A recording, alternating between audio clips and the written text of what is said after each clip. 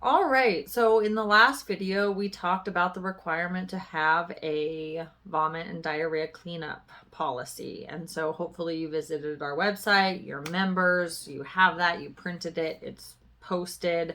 One of the things that I didn't mention that I go over in our classes is that once you get your certified food protection manager certificate, regardless of the company you use, once you have your 5-year certificate, you definitely want to print that and put it somewhere very obvious so when the health inspector comes in, they're able to identify that yes, you guys have somebody with the training, and you don't have what happens sometimes is that, I would go into a place as a health inspector and I say, does somebody have this certificate?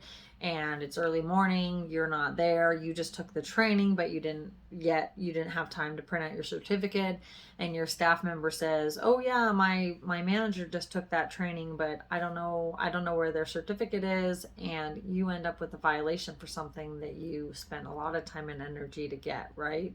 So we don't want that. So once you get your certificate, you want to print it, put it somewhere obvious. Hopefully you've got your vomit and diarrhea policy, you print that, you put it somewhere obvious. And then the next requirement, that unless you're sitting at home reading the food code or you're listening to my videos, another requirement that you want to make sure that you meet, I guess you could say, is there's a requirement that says you need to have what's called an employee health agreement. And so that's a little different than the vomit and diarrhea policy in that you can't just print it out, post it, and be done. The employee health agreement is going to be to make sure that your employees know and agree that if they have certain symptoms or they're diagnosed with certain illnesses, that they're going to let you know, and then you, as the person in charge, can exclude or restrict them from the facility, which is a topic to be covered, right?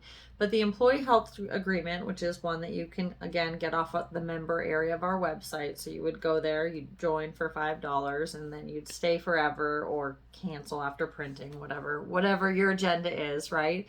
But you print out the employee health agreement, and then you would need to go over that with each of your employees. And then you could either have an individual one, which I think is the way it's set up in our website, and you have an individual one and each person signs one and you keep it in their employee file, which you hopefully have, right?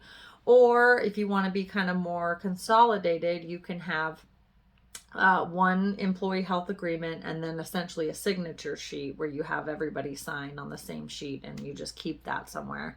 And that's probably a little bit more practical, and you could certainly use the one that we have that way. You would just need to have a separate sheet with signatures on it. Both of those are fair game for health inspector questions, and both of them are fair game to get a violation if you don't have them, right? So I think to kind of bring it back to the ones that you posted, the certificate and your vomit and diarrhea policy, besides meeting the requirement that you want to meet and not get violations, having those straight off the bat, I think, is a very good sign to your health inspector that you've done what you need to do. You know it's important, you have it visible right there. They have to ask you for those things. There are 2 check boxes they have to check. So if they walk in and see them straight off the bat, they're like, okay, you're kind of puts you apart in some sense, right? In a good way. It starts your health inspection off in a very positive light. And of course, that's what we want.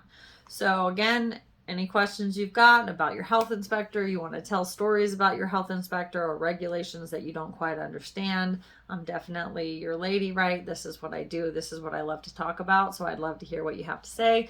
And if you want to see more videos about things to watch out for in your health inspection, as well as ways to prepare for your certified food protection manager exam, you definitely want to subscribe to our channel. I promise to get better as the videos go on, as we're just starting out. And I hope that they pick up the way that I envision, because this is what I love to do.